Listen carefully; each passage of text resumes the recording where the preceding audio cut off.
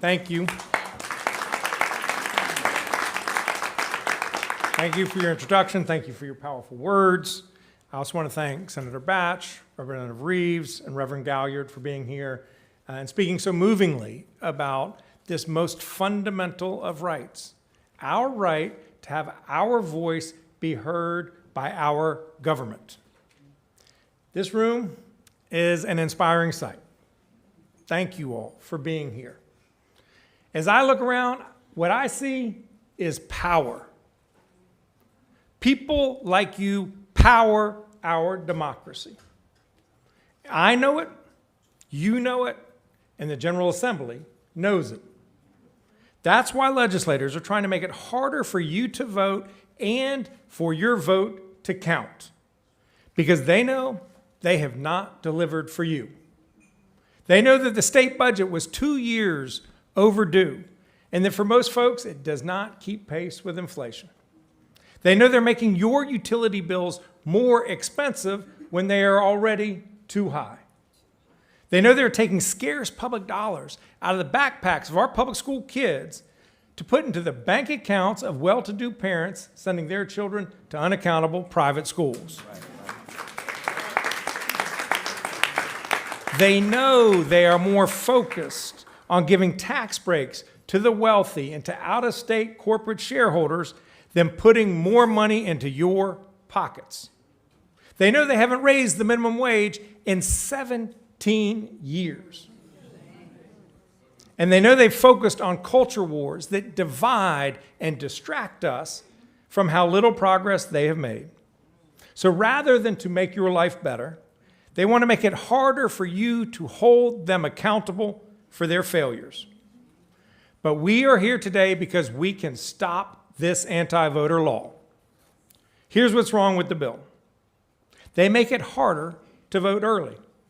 They're slicing a full week off of early voting in the primary. About 200,000 North Carolinians voted in the first week of early voting this year. And if you vote early in the general elections, this bill makes it easier for partisan officials to throw out your vote for up to 3 days after the election is over. More than 4 million North Carolinians voted early in 2024. It is far and away the most popular way that folks vote in our general election. Who here has voted early?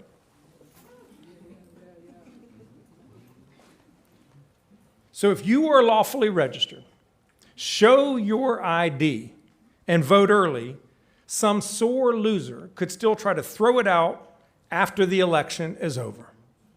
Your leaders should respect your vote, not restrict it.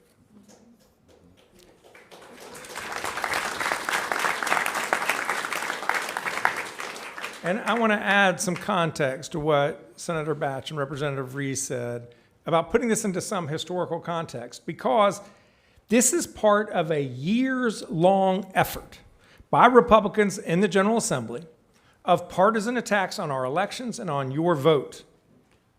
This is the same body that passed a monster voter suppression law that the Fourth Circuit Court of Appeals threw out, concluding that it targeted black voters with, quote, almost surgical precision. It was wrong. The state should be about making it easier for eligible voters to participate, not harder. They've also spent the past decade and a half gerrymandering our district maps to discriminate against certain voters. In 2022, the North Carolina Supreme Court ruled that partisan gerrymandering violated our state constitution. And the state's congressional delegation in our 50-50 state was 7 Republicans and 7 Democrats. Just 5 months later, after Republicans took back the state Supreme Court, and without any change in the law or the facts of that case, the new court simply threw out its precedent, its prior decision, and gave the legislature a blank check to gerrymander districts. And gerrymander they did, turning North Carolina's congressional delegation into one that now favors Republicans, 10 Republicans and 4 Democrats, in a purple 50-50 state. Then last year, the president told the legislature to gerrymander again to try to pick up yet another seat. And the legislature was quick to oblige with yet another map that favors Republicans even more. In our democracy, the people should choose their representatives, not the other way around.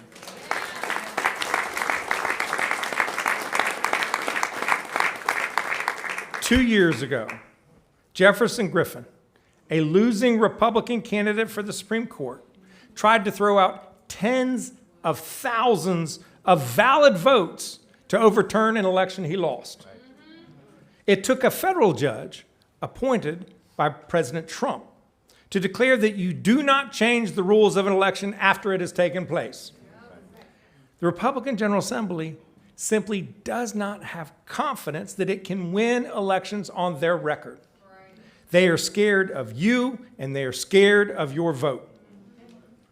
Before I even took office, the General Assembly stripped oversight of our elections administration from the governor's office, where it has always been, and gave it to the state auditor, a Republican, where it has never been, not in any state in these United States. Elections administration in North Carolina has always been done by nonpartisan elections professionals. But the auditor has politicized the administration of our elections, appointing the former executive director of the state Republican Party as his liaison to the county boards of elections. These partisans are scared of student voters like Shia, so they went after early voting sites on our college campuses. They're scared of black voters, so they went after Sunday voting. And they're scared of early voters, so they told county boards of elections where to allow early voting and when. It is wrong, and I am fed up.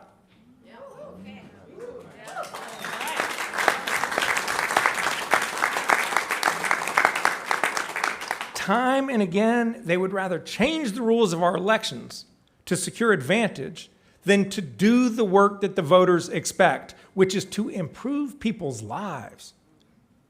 Folks wake up every day, go to work to provide for their families. But when they get home, at the end of the month, they look at their bills trying to figure out which one they can put off till their next paycheck.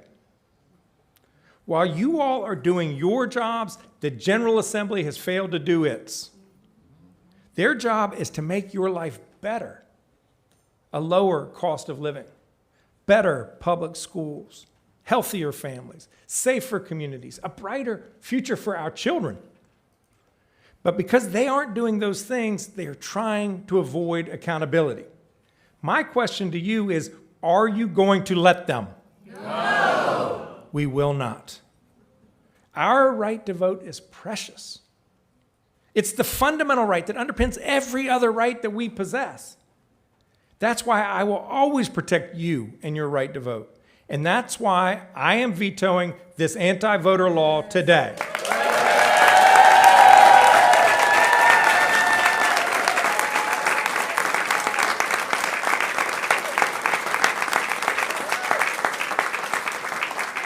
But I need you.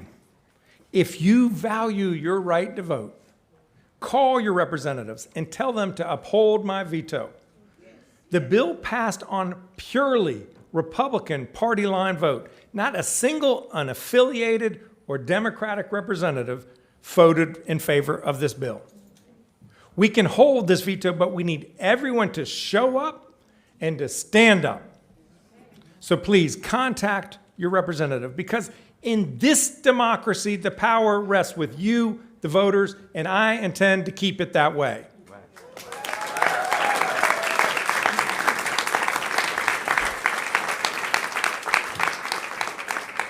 I will now veto House Bill 958.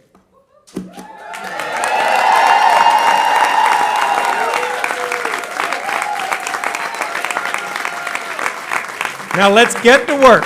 Thank you.